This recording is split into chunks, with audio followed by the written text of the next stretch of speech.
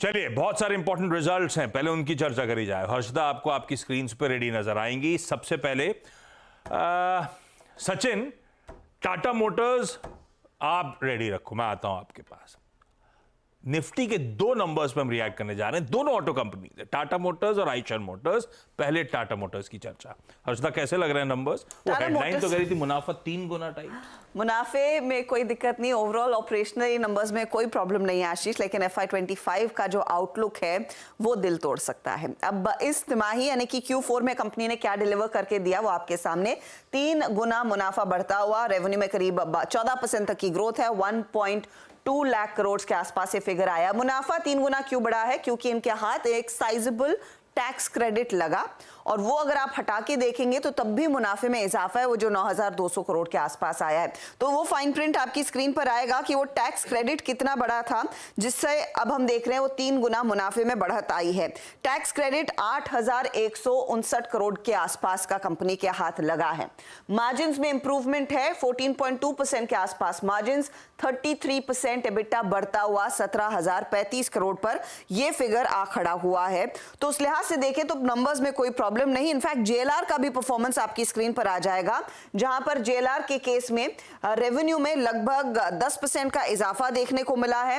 Margins जो हैं वो भी बढ़कर आए हैं 16.3% वर्सेस 14.8%, और साथ ही साथ जेएलआर के केस में एबिटा जो है वो नियरली 22% बढ़ती हुई दिखाई दी है।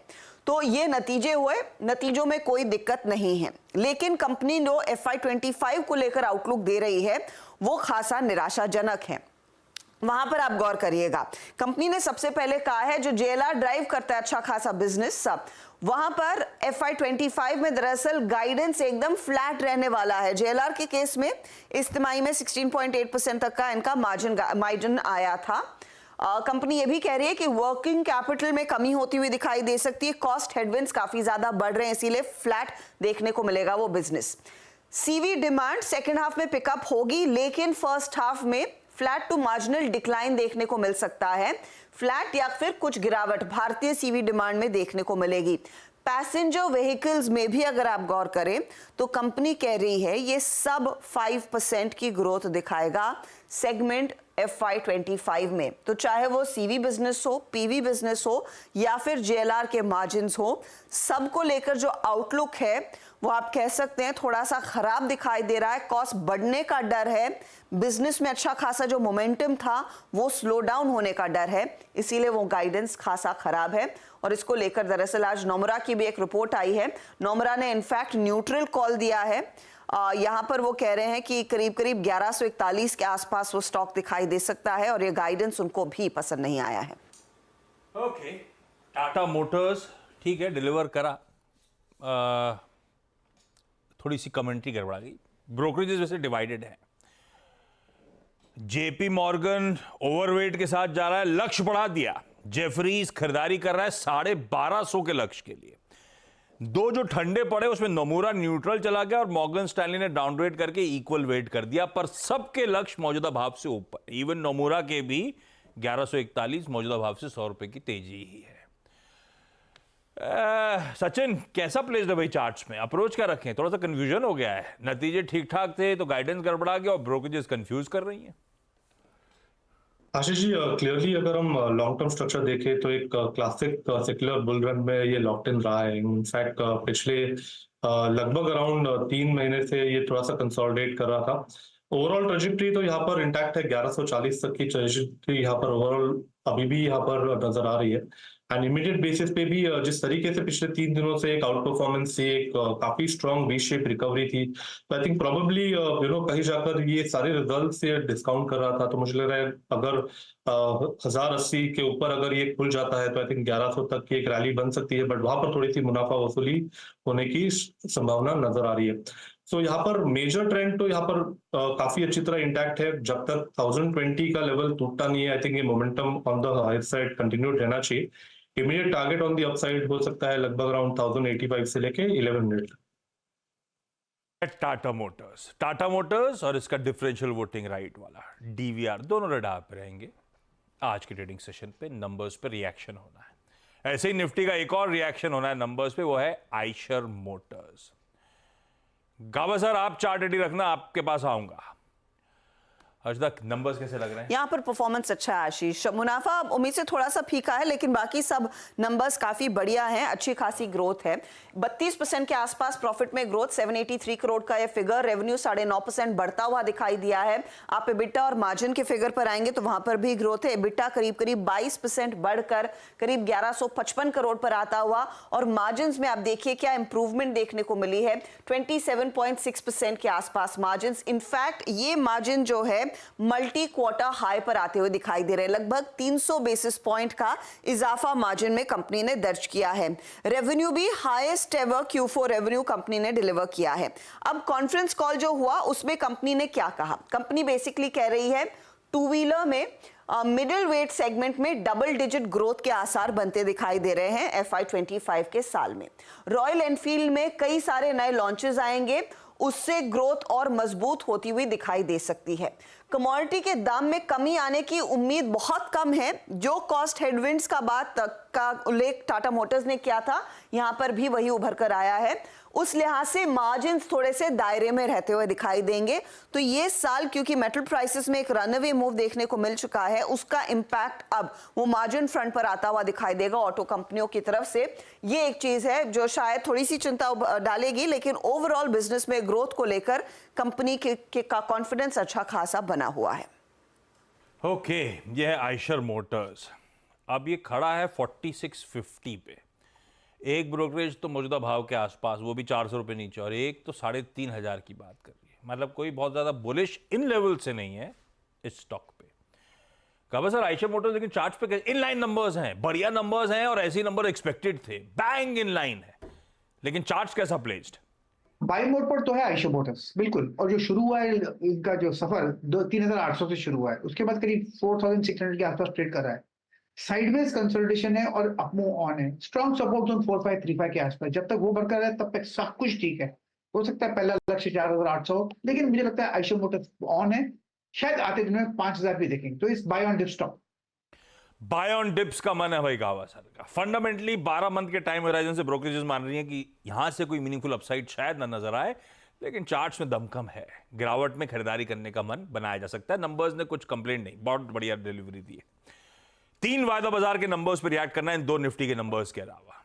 एक काम करिएगा, एबीबी आपने चर्चा में डाला ही था बहेती साहब, तो आप ही के पास आऊंगा। मानस जेके सीमेंट आप देखना, और सतपुते साहब कह रहे थे आरती इंडस्ट्रीज तो मैं ही देखूंगा। तो इन तीनों स्टॉक्स पे चर्चा, लेकिन हर्षदा नंबर्स कैसे? नंबर्स के साथ शुरू करते हैं आशीष, क्योंकि वहां पर एक बहुत ही बढ़िया परफॉर्मेंस देखने को मिल रहा है। उस पर आपकी नजरें होनी चाहिए। मुनाफा 87% बढ़कर आया, या 88% आप कहें, 460 करोड़ के आसपास। रेवेन्यू में 28% तक की वृद्धि देखने को मिल रही है। यह भी एक बहुत बढ़िया प्रदर्शन है। साथ ही साथ आप देखिएगा एबिटा लगभग डबल हुआ है, 98% की ग्रोथ देखने को मिल रही है। ये 565 करोड़ पर आया। मार्जिन 12% से बढ़कर 18.4% पर आ रहे हैं। तो यहां पर भी खासी इंप्रूवमेंट देखने को मिल रही है। अब कंपनी के रेवेन्यू में जो ग्रोथ देखी गई है उसकी एक वजह है तो इनका इलेक्ट्रिफिकेशन बिजनेस जो 30% बढ़ा है, साथ ही साथ इनका प्रोसेस ऑटोमेशन का बिजनेस। ऑर्डर इनफ्लो 5.5% ऊपर है, 3607 करोड़ के ऑर्डर इनफ्लोस, और लगातार पिछले 5 से 6 तिमाहियों में हमने देखा है 3500 करोड़ प्लस के ऑर्डर्स ये आसानी से बैक कर रहे हैं। इसीलिए नंबर्स काफी अच्छे हैं। साथ ही साथ अगर आप ध्यान दें, ब्रोकरेजेस खासतौर से जेफरीज कह रहा है कि यहां पर दरअसल उनकी एक्सपेक्टेशन से 52% ज्यादा बेहतर रेवेन्यू ग्रोथ आती हुई दिखाई दी है। टारगेट 8845 का है। टारगेट इन्होंने दरअसल बढ़ाया है, बाई साइड पर है ही।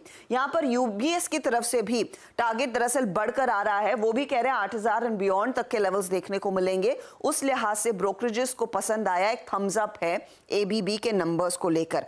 अब फटाफट से मैं जेके सीमेंट और आरती इंडस्ट्रीज भी मेंशन कर देती हूं। जेके के केस में मुनाफा 219 या फिर 220 करोड़ पर आया है। रेवेन्यू 12% बढ़ा है, 3106 करोड़। एबिटा में 85% तक की वृद्धि जरूर देखने को मिली है। मार्जिन्स भी इंप्रूव हुए हैं, लेकिन दिक्कत कहाँ है? कॉस्ट इनके काफी ज्यादा बढ़ गए हैं, इसीलिए वॉल्यूम्स इनके थोड़े से फीके हैं। एबिटा पर टन में थोड़ा सा प्रेशर आता हुआ दिखाई दिया है। वॉल्यूम्स ग्रे साइड पर करीब 13% ऊपर हैं, व्हाइट साइड पर 3% पर है। ब्लेंडेड रियलाइजेशन हालांकि 4.5% कॉन्ट्रैक्ट होते हुए दिखाई दिए हैं। आरती इंडस्ट्रीज इस कंपनी के लिए मुनाफे में दबाव देखने को मिला है 11% के आसपास का, 132 करोड़ का ये फिगर है। हालांकि रेवेन्यू 7% बढ़ा है 1773 करोड़, ये भी थोड़ा सा मिस है। इबिटा लेवल पर ज्यादा आप देखेंगे तो 12% की ग्रोथ है 283 करोड़ का, मार्जिन करीब 16% पर आए हैं, तो थोड़ा बहुत मिस देखने को मिला है कंपनी की तरफ से, स्पेशली इनका इबिटा, रेवेन्यू और प्रॉफिटेबिलिटी के फ्रंट पर। मार्जिन ऑफ कोर्स उम्मीद से बेहतर जरूर दर्ज हुए हैं। तो मिले जुले हो गए आरती के। जेके ने सब कुछ करा लेकिन फिर भी पसंद नहीं आ रहा, और एबीबी तो खैर बढ़िया है ही है। मोहिती साहब, एबीबी इंडिया, आपने सीमेंस और एबीबी की बात छेड़ी थी, सीमेंस के साथ गए थे, सही कहा था आपने, एबीबी शायद गैप अप हो जाए, लेकिन क्या व्यू बन रहा है, इस स्टॉक में कितना दमखम नजर आता है? जी आशीष जी, चार्ट स्ट्रक्चर तो काफी स्ट्रांग है और जिस हिसाब से फ्राइडे को 11% का हुआ है बिल्टअप इसमें देखने मिला और 0.8 के करीब पीसीआर पुट कॉल रेशियो जिस हिसाब से खड़ा है, मुझे लग रहा है इसमें आज एक अच्छा खासा गैप अप देखने मिलेगा और 7500 प्लस के शायद लेवल्स भी आज देखने मिल सकते हैं। तो जिनके पास भी लॉन्ग है, होल्ड करने की ही सलाह रहेगी। गैप अप के बाद इसे चेज नहीं करे, कोई भी डिप अगर मिलता है इंट्राडे में छोटा भी, तो वहां पे एक बार पोजीशन बनाई जा सकती है। जो इसमें स्टॉप लॉस मेंटेन करना है 7100 का और 7400 और 7500 तक के टारगेट्स के लिए इसमें होल्ड करें।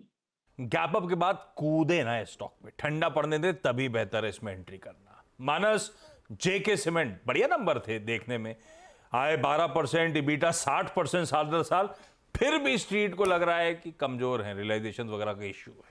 चार्ट्स पे कैसा है? तो देखिए, स्टॉक ऑलरेडी करेक्ट हो चुका है, सही जगह पर है जहां पर आपको रिवर्सल देखने को मिल सकता है, लेकिन उसके लिए आपको कंफर्मेशन का इंतजार करना पड़ेगा।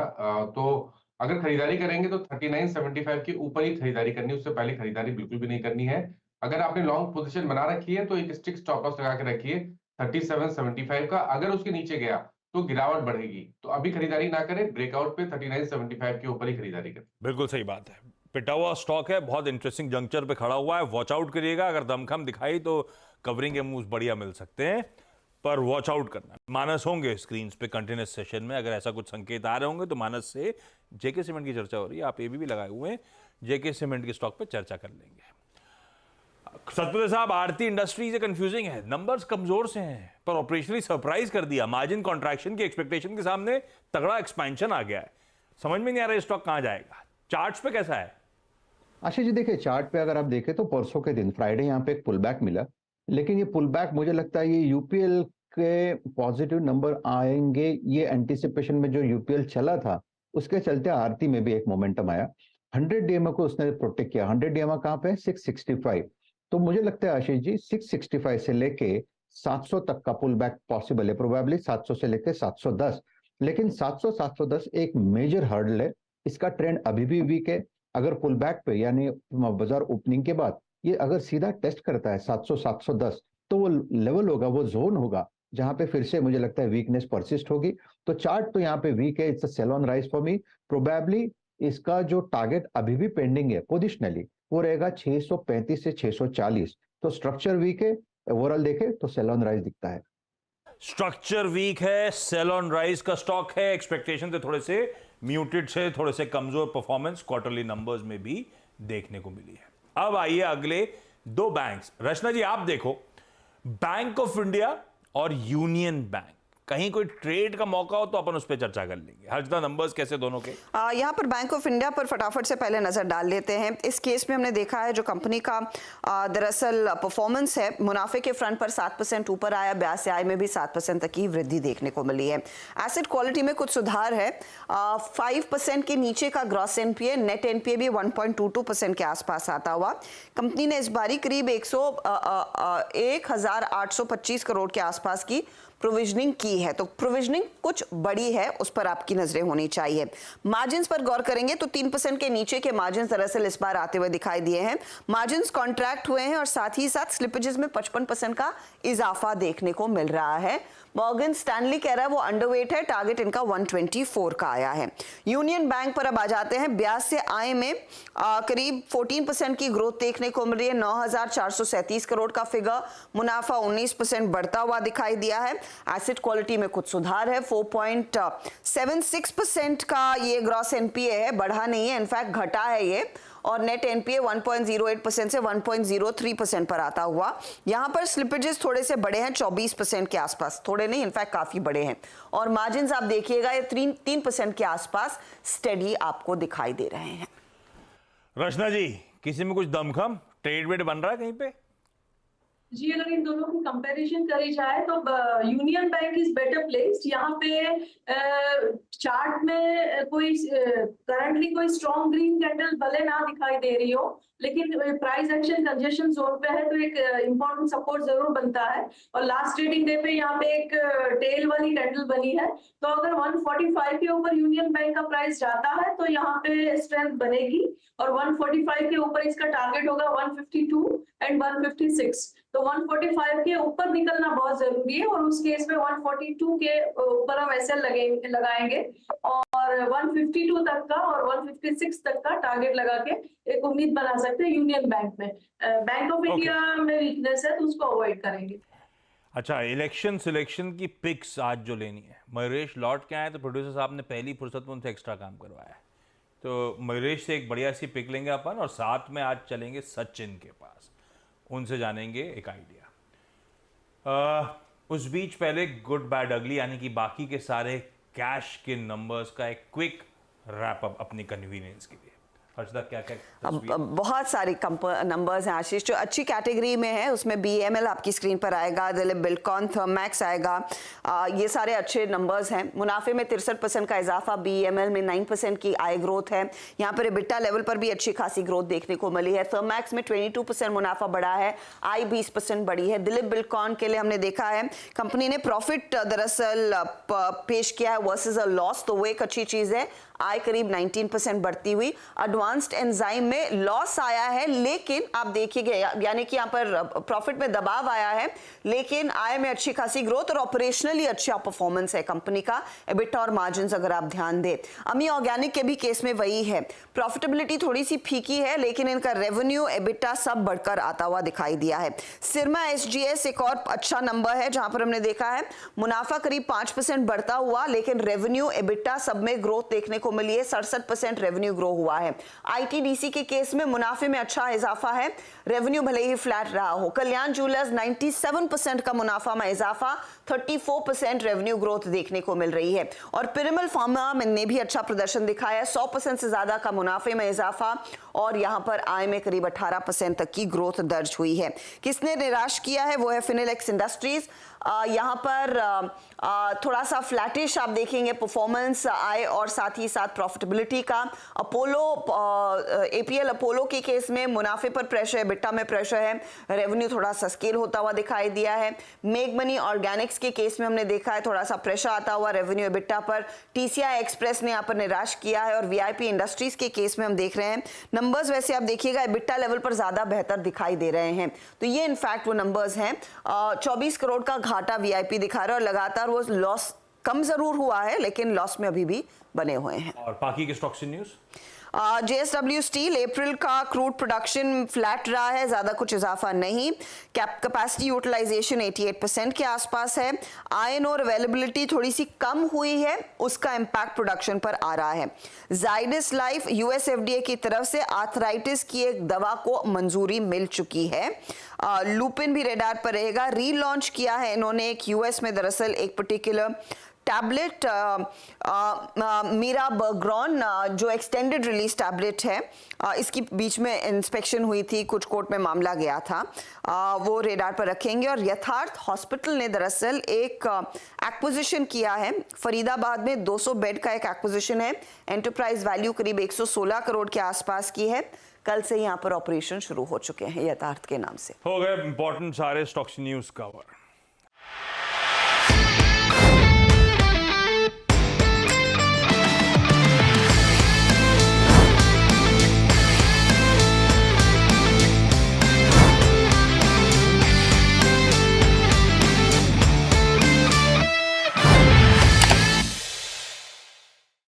बता दें कि मनी कंट्रोल पर दिए गए विचार एक्सपर्ट्स के अपने निजी विचार होते हैं। वेबसाइट या मैनेजमेंट इसके लिए उत्तरदायी नहीं है। यूजर्स को मनी कंट्रोल की सलाह है कि कोई भी निवेश निर्णय लेने से पहले सर्टिफाइड एक्सपर्ट की सलाह लें।